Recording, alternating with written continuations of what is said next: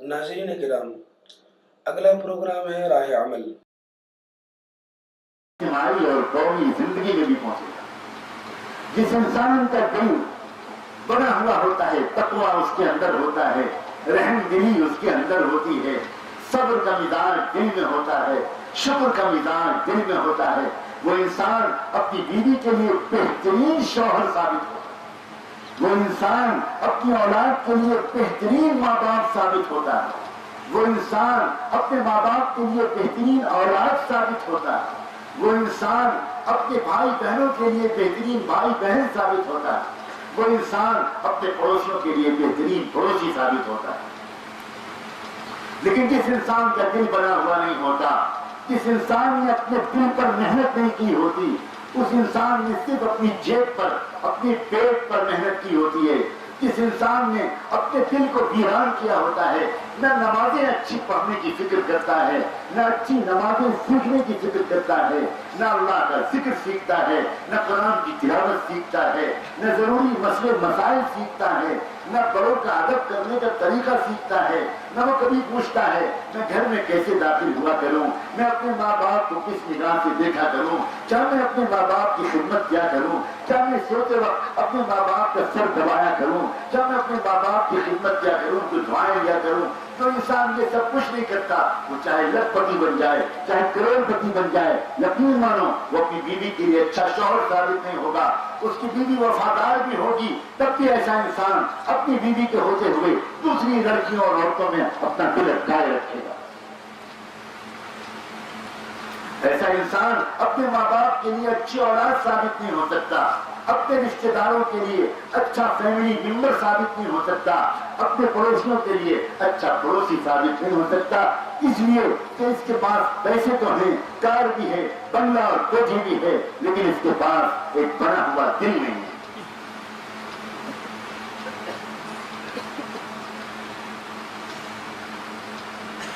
میں نے کہا تھا انسانوں کا، میرے اور آپ کا اور ساری دنیا کے انسانوں کا پیدا کرنے والا، محبت کرنے والا شفیع پروردگار یہ چاہتا ہے کہ میرے سارے بندے اور بندیاں خوش رہیں۔ لیکن ایک بات یاد رکھنا، اللہ تعالیٰ نے انسانوں کو ایسا بنایا ہے کہ اللہ نے انسانوں سے کہا ہے کہ دنیا میں تمہاری زندگی اطمینان سے گزرے یہ بھی تمہارے ہاتھ میں ہے، اور آخرت میں تمہاری زندگی اطمینان سے گزرے یہ بھی تمہارے ہاتھ میں ہے۔ میں زبردستی تم کو اطمینان نہیں دوں گا، اور میں زبردستی تمہارے اطمینان کو چھینوں گا بھی نہیں، یہ تمہارے اپنے ہاتھ میں۔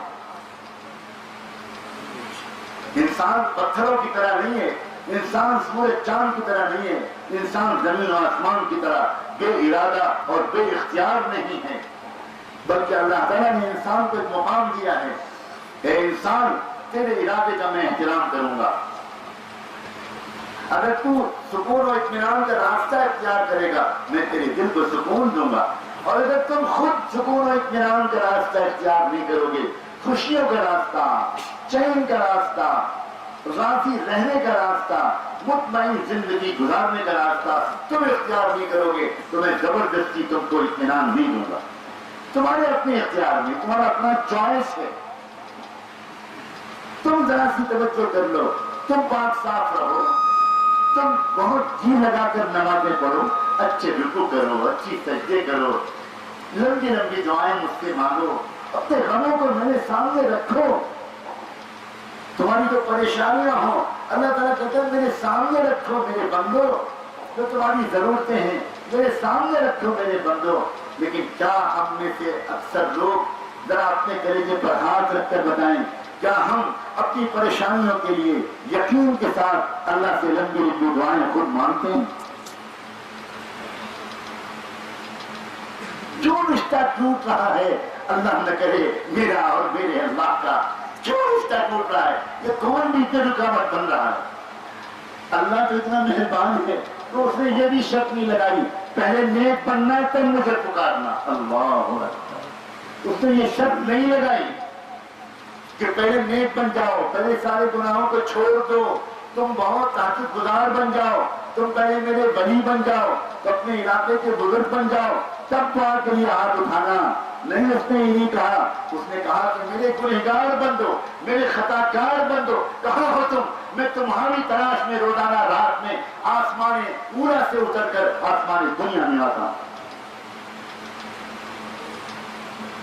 عجیب بات ہے، دنیا میں آپ نے کبھی کسی ایسے داتا کو دیکھا ہے، کسی ایسے سخی کو دیکھا ہے جو یہ انتظار کر کے کہ فقیر میرے دروازے پر نہیں آیا، چلو میں خود فقیر کے دروازے پر جاتا ہوں؟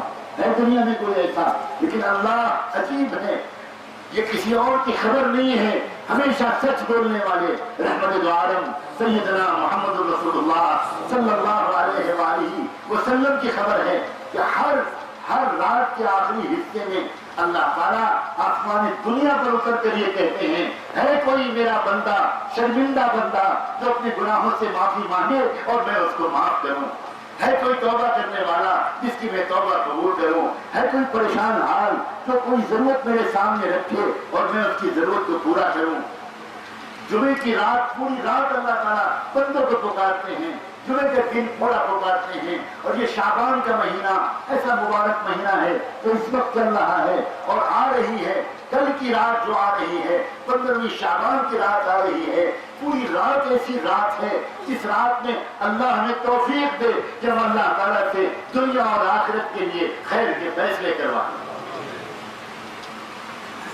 اور اس کے بعد رمضان کا مہینہ پورا ایسا آ رہا ہے، پوری رمضان کی راتیں، پورے رمضان میں سحری کا وقت، پورے رمضان میں افطار کا وقت، پورے رمضان میں اذان اور نماز کا وقت، پوری رمضان کے اوقات ایسے ہیں جو گویا اللہ تبارک و تعالیٰ انتظار میں ہیں، رہتے ہیں میرا کون سا بندہ، شرمندہ بندہ، گنہگار بندہ مجھ سے توبہ کرے اور میں اس کی توبہ قبول کروں۔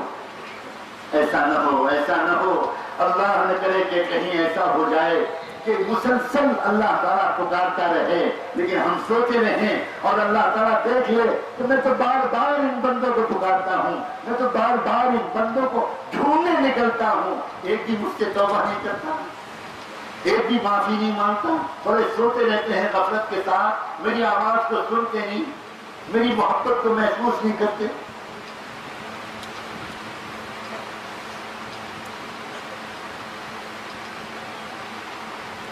اللہ رب العزت آج اپنا کرم فرما، آج رحمت کی نظر سے ہم سب کو دیکھ لے۔ اللہ تبارک و تعالیٰ آج ہمارے دلوں کو، غافل دلوں کے اندر ایک شرمندگی کی کیفیت عطا کر، ایک ایسی طرف آج اللہ تعالیٰ مجھ کو بھی دے دے اور آپ کو بھی دے دے، ایسی طرف اللہ تعالیٰ مجھ کو بھی دے دے اور آپ کو بھی دے دے کہ آج ہم سچے دل سے ایک بات کو طے کر کے اٹھے۔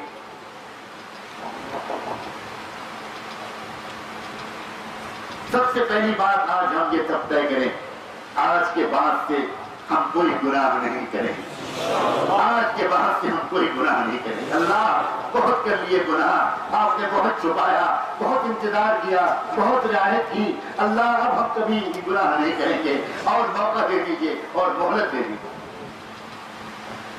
اللہ کی بندو، گناہوں کو چھوڑو، گناہ زندگی میں بڑی مصیبت ہے، روزی کی تنگی کا سبب یہ گناہ بنتے ہیں، خاندانوں میں پھوٹ کا سبب یہ گناہ بنتے ہیں، بہت سی بیماریوں کا سبب یہ گناہ بنتے ہیں، سماج میں ذلتوں اور رسوائیوں کا سبب یہ گناہ بنتے ہیں، ہمارے کام جو نہیں بنتے الجھتے چلے جاتے ہیں، معمولی سی فائل اٹکی رہ جاتی ہے، معمولی سا کام مہینوں اور برسوں نہیں ہوتا، یہ بھی گناہ کی وجہ سے ہو سکتا ہے۔ بہت سی بیماریاں لگتی ہیں گناہوں کی وجہ سے، میاں بیوی کے درمیان شک پیدا ہوتے ہیں گناہوں کی وجہ سے، میاں بیوی کے تعلقات بگڑتے ہیں گناہوں کی وجہ سے، اولاد نافرمان بنتی ہے ماں باپ کے گناہوں کی وجہ سے، پڑوسیوں کے درمیان جھگڑے شروع ہو جاتے ہیں گناہوں کی وجہ سے۔ ہم اور آپ سمجھتے نہیں گناہوں کے اثرات کو، سمجھتے نہیں۔ صحابہ کرام کا تو یہ عام حال تھا، وہ گھر سے نکلے تیار ہو کر، گھوڑا ان کا بالکل تیار کھڑا ہے، اور وہ گھوڑے پر بیٹھنے لگے اور اچانک گھوڑا بھٹک گیا، اس نے اپنی پیٹھ نہیں دی۔ وہ صحابی نہ گھوڑوں کو کوڑے مارتے تھے، نہ گھوڑوں کو برا بھلا کہتے تھے، وہ سمجھتے تھے. گھوڑے کو پھر سے باندھا، سائنس کے حوالے کیا اور واپس آئے.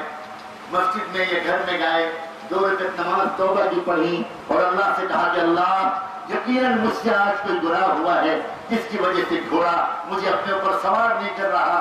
یہ جو گھوڑا بھٹک رہا ہے یہ میرے کسی گناہ کی وجہ سے ہے. میرے اللہ مجھے معاف کر دیجئے، میرے اللہ مجھے معاف کر دیجئے. معافی مانگی اور پھر دوبارہ نکلے. وہی گھوڑا ہے، آرام سے اس نے اپنے اوپر سوار کرا لیا.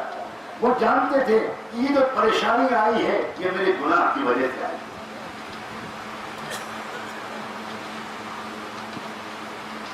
آج تو ہم پریشانیوں کا رونا روتے پھرتے ہیں، دوسروں کے سامنے بہت تذکرہ کرتے ہیں. کاش کہ اللہ والوں کے پاس بیٹھ کر ہم یہ بات سیکھتے. اے میرے عزیز بھائیوں، اپنی پریشانیوں پہ تذکرہ مخلوق سے کرنا یہ اللہ کی شکایت کرنا ہے.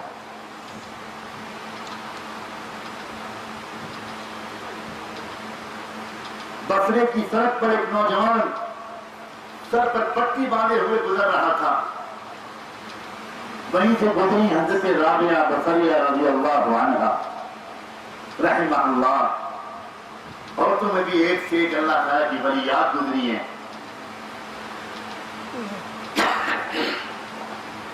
رابعہ بصریہ نے اس نوجوان کے سر پر پٹی بندھی دیکھی تو اس سے پوچھا بیٹا یہ سر پر پٹی کیوں باندھے ہو؟ اس نے کہا کہ خالہ جان سر میں بہت سخت درد ہو رہا ہے. پوچھا حضرت رابعہ نے بیٹا تمہاری کتنی عمر ہے؟ اس نے کہا خالہ جان 25 سال کا ہوں. پوچھا کہ 25 سال میں یہ درد پہلے بھی اٹھا تھا یا پہلی بار اٹھا ہے؟ نوجوان کہنے لگا خالہ جان یہ درد تو پہلی بار اٹھا ہے. تو کہنے لگی حضرت رابعہ بصریہ بیٹا 25 سال تک اللہ نے صحت کی نعمت تجھ کو دیے رکھی تو تو نے شکر کی پٹی اپنے سر پر کبھی نہیں باندھی. ایک مرتبہ سر کا درد اللہ نے بھیج دیا تو تو شکایت کی پٹی باندھے ہوئے میرے رب کو بدنام کرتا پھرتا.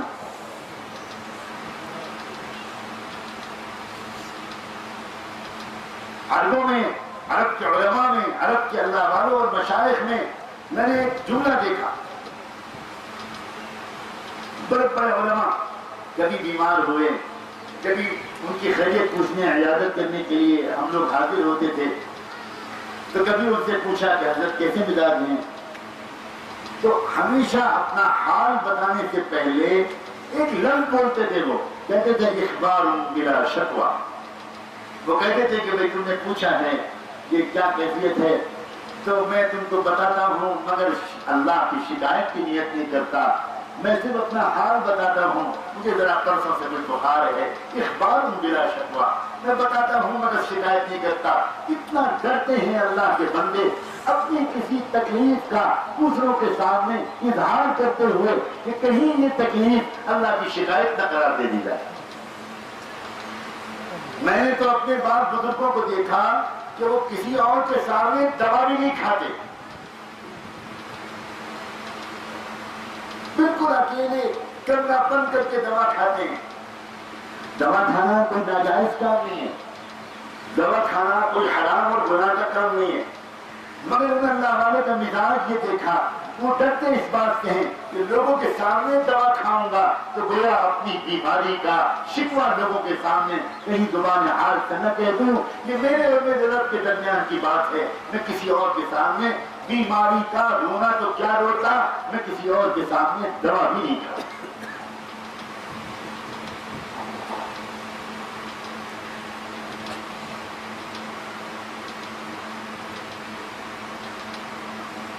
اللہ کے بندو زمانہ تیزی سے بدل رہا ہے. الحمدللہ ثم الحمدللہ. کتنی مرتبہ اللہ کا شکر ادا کریں کہ دنیا کے بہت سے ملکوں میں الحمدللہ عام نوجوان لوگ، عام تاجر لوگ، عام پڑھے لکھے لوگ، عام انجینئرز اور ڈاکٹرز اور وکلاء اور عام بالکل لوگ جنہوں نے مدرسے میں تعلیم حاصل نہیں کی، اسکولوں اور کالجوں اور یونیورسٹیوں میں پڑھا، اللہ کا شکر ہے دنیا کے بہت سے ملکوں میں اس طبقے کے لوگ جس طبقے سے آپ کا تعلق ہے اب وہ ماشاءاللہ جھوک در جھوک توبہ کر کے اسلام کے راستے پر آ رہے ہیں، شریعت اور سنت کے راستے پر آ رہے ہیں۔ دل چاہتا ہے اللہ تبارک و تعالیٰ اس خوبصورت اور حسین علاقے کو، اس بزرگوں کے اور اللہ والوں کے اس علاقے کو کہیں یہ علاقہ پیچھے نہ رہ جائے۔ آج فیصلہ کرو انشاءاللہ ہم سب کے سب اپنے محلوں کی مسجدوں کو آباد کریں گے۔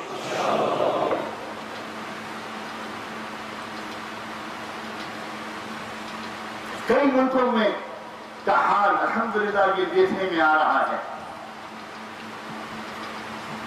بعض یونیورسٹیوں میں جانا ہوا، یونیورسٹیوں کے اندر انجینئرنگ کالج میں، لا فیکلٹی میں، میڈیکل کالج میں جانا ہوا اور وہاں دیکھا کہ ایک حال ہے جس کے اندر لڑکے، نوجوان لڑکے وہ قرآن مجید حفظ کر رہے ہیں۔ یہ لڑکے مدرسے میں پڑھنے والے نہیں، یونیورسٹیوں میں پڑھنے والے طلبا، یونیورسٹیوں میں پڑھنے والے نوجوان، ماشاءاللہ یہ کیا ہے؟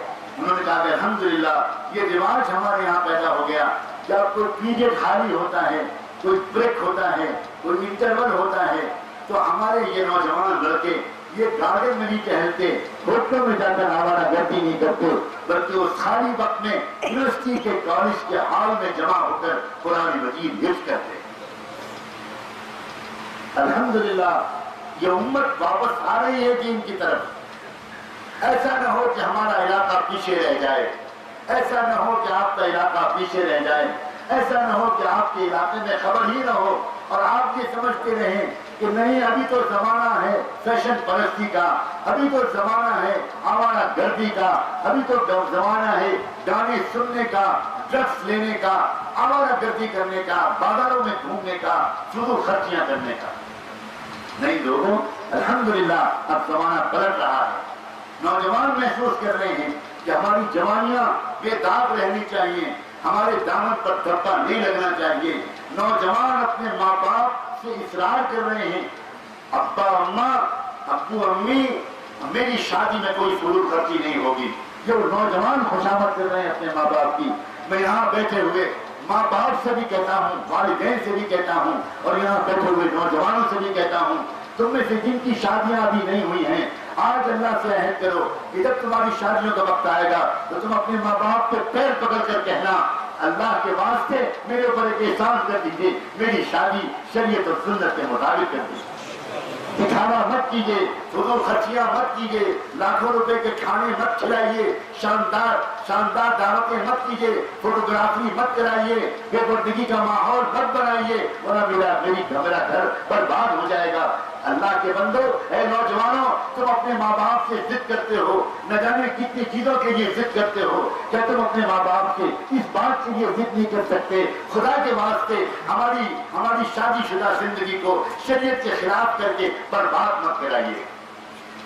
نوجوانوں کو غیرت ہونی چاہیے، نوجوانوں کے اندر یہ احساس ہونا چاہیے۔ یاد رکھنا، اگر تمہاری شادی میں فضول خرچیاں ہوئیں اور تمہاری شادی میں لاکھوں روپے کے خرچے ہوئے، جیسا کہ دنیا کے اور علاقوں میں بھی ہوتا ہے، مگر میں بڑے دکھ کے ساتھ اور اپنائیت کے ساتھ کہتا ہوں اس وادی کشمیر میں کس قدر شادیوں کی فضول خرچیاں ہوتی ہیں، سن کر شرم آتی ہے اور رونا آتا ہے۔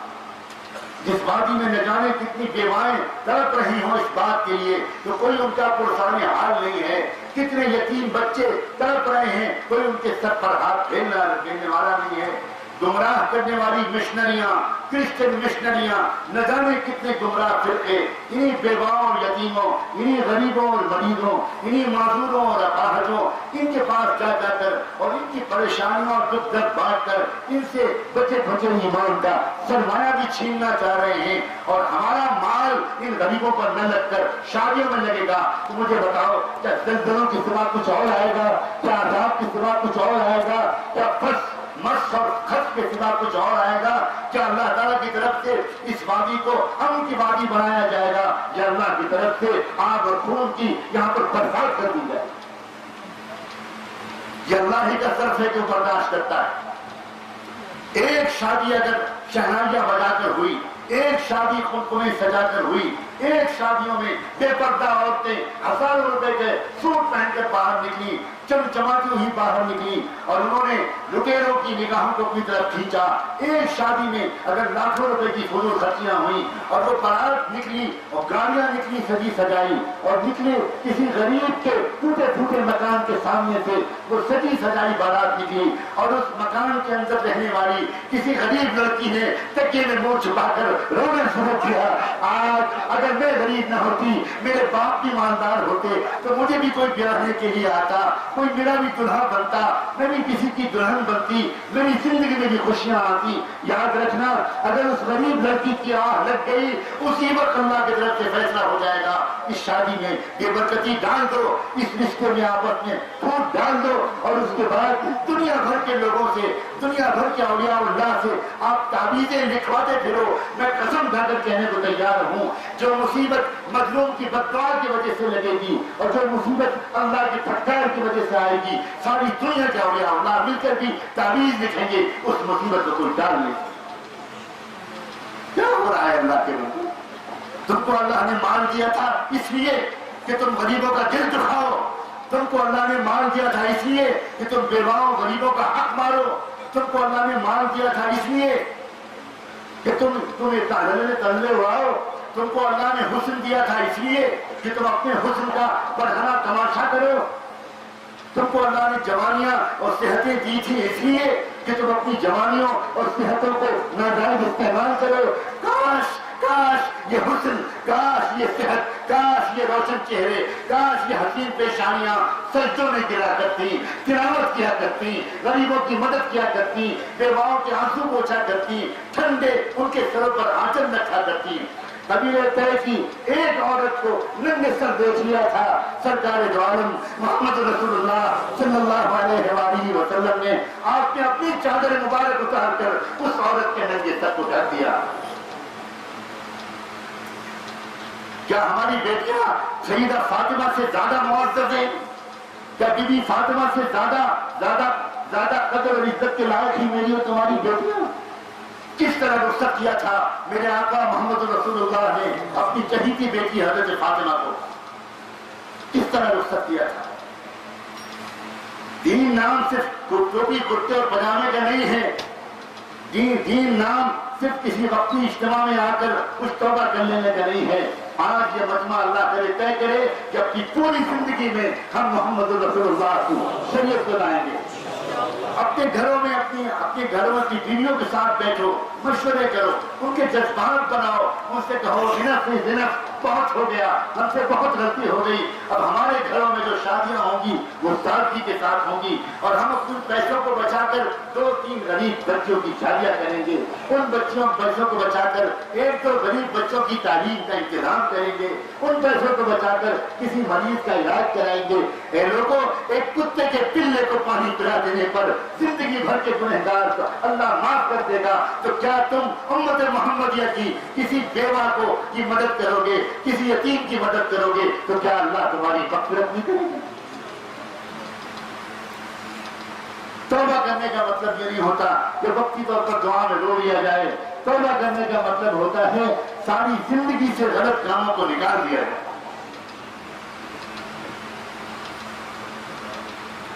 فضول خرچی شیطانی کام ہے۔ ان المبذرین کانوا اخوان الشیاطین، دکھاوا کرنا، پیسوں کو دکھانا، پیسوں کو غلط خرچ کرنا، اللہ کے راستے میں خرچ کرنے وقت ہم بخیل ہو جاتے ہیں، مدرسوں کے ساتھ تعاون کرتے وقت ہم بخیل ہو جاتے ہیں۔ کاش کوئی اندر آ کر معلوم کرتا یہ مدرسے کس حالت میں چل رہے ہیں۔ اللہ نے آپ کو جو کچھ بھی دیا ہے اس کو امانت سمجھیں، اس کو صحیح طور پر خرچ کریں، اور جب آپ اپنی پوری زندگی کو انشاءاللہ ری ڈیزائن کریں گے، ایک نئے انداز سے زندگی گزارنے کا آج انشاءاللہ آپ محنت کریں گے اور یہ طے کریں گے آج اللہ معاف کر دیجئے، اب تک جو غلطی ہوئی اللہ ہمیں معاف کر دیجئے، آج کے بعد سے آپ کے پورے دین اور پوری شریعت پر چلیں گے۔ اللہ ہم اسی لیے یہاں آئے ہیں، اللہ زندگی کو بدلنے کے لیے آئے ہیں۔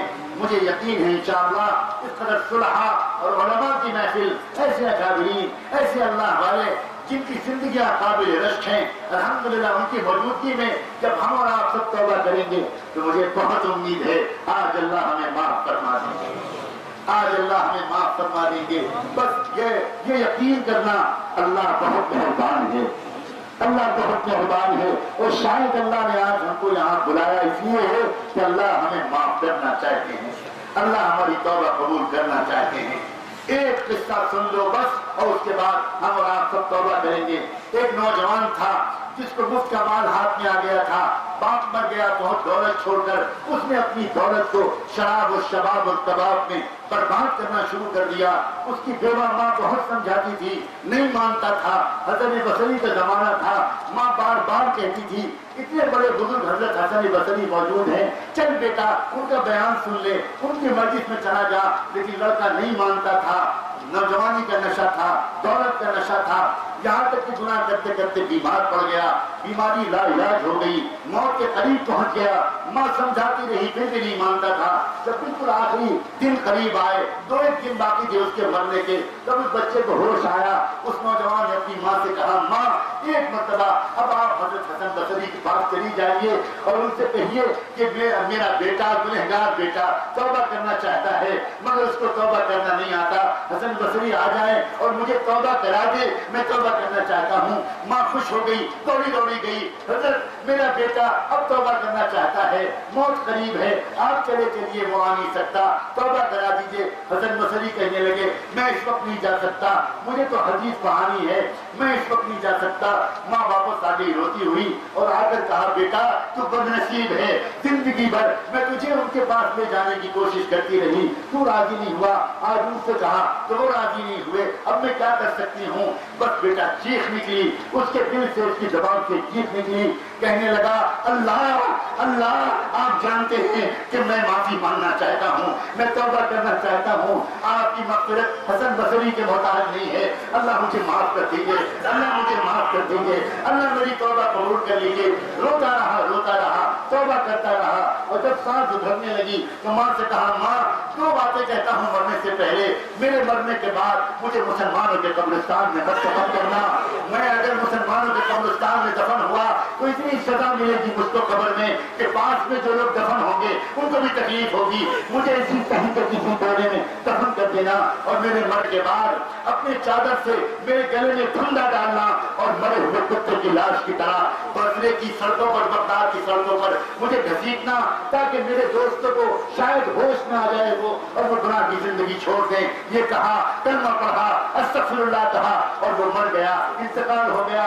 ماں روتی رہی، چادر ڈال کر بچے کی لاش کو چھپایا، اور اس کے بعد محلے والوں سے کہا، میرا بیٹے کا انتقال ہو گیا، گھر میں کوئی اور مرد نہیں ہے، تم لوگ میرے بیٹے کو نہلا دو، نزید و تقسیم کا انتظام کر دو، میں اکیلی عورت ذات ہوں، میں دعا کرتی ہوں۔ لوگوں نے کہا، بہت اچھا، آپ پردے میں چلی جائیں، ہم لوگ سب انتظام کرتے ہیں۔ جب جنازہ تیار ہونے لگا، ماں تو پھر ماں ہے، اس کی مامتا نے جوش مارا اور اس نے سوچا میں ایک بار پھر جاؤں حضرت حسن بصری کے پاس۔ وہ پھر دوبارہ گئی حضرت حسن بصری کے پاس اور اس نے کہا، حضرت میرے بیٹے کا انتقال ہو گیا، اب ایک درخواست لے کر آئی ہوں، آپ چل کر نماز جنازہ پڑھا دیجیے، شاید آپ کی نماز جنازہ پڑھانے کی برکت سے میرے بند بیٹے کی مغفرت ہو جائے۔ حضرت حسن بصری جلال میں آ گئے، کہنے لگے، جس بندے نے زندگی میں کبھی نماز نہیں پڑھی میں اس کی نماز نہیں پڑھاؤں گا، کسی اور سے پڑھوا دو۔ پھر ماں روتی ہوئی واپس آ گئی، محلے والوں سے کہا، آپ لوگ مشورہ کر لو، جس سے مشورے میں طے کرو اس سے نماز پڑھوا دو۔ لوگ مشورے میں بیٹھ گئے، اتنے میں دروازے پر دستک ہوئی، ماں دوڑ کر گئی، کون صاحب ہے؟ باہر سے جواب آیا، حسن بصری حاضر ہے۔ حیرت میں لگی ماں، اچھل گئی، حضرت آپ آ گئے، حضرت میرے ماں باپ آپ پر قربان، آپ آ گئے، اللہ آپ کے درجے بلند کرے۔ ہاں بہن سنو میں کیوں آیا ہوں، تم کو میں نے واپس کر دیا۔ اس کے بعد آرام کے لیے لیٹا، میری آنکھ لگی تو مجھے آواز آئی جیسے میرا اللہ مجھے ڈانٹ رہا ہے، اور میرا اللہ کہہ رہا ہے، حسن تو میرا کیسا ولی ہے کہ میرے دوست کی تمہارے سے انکار کرتا ہے۔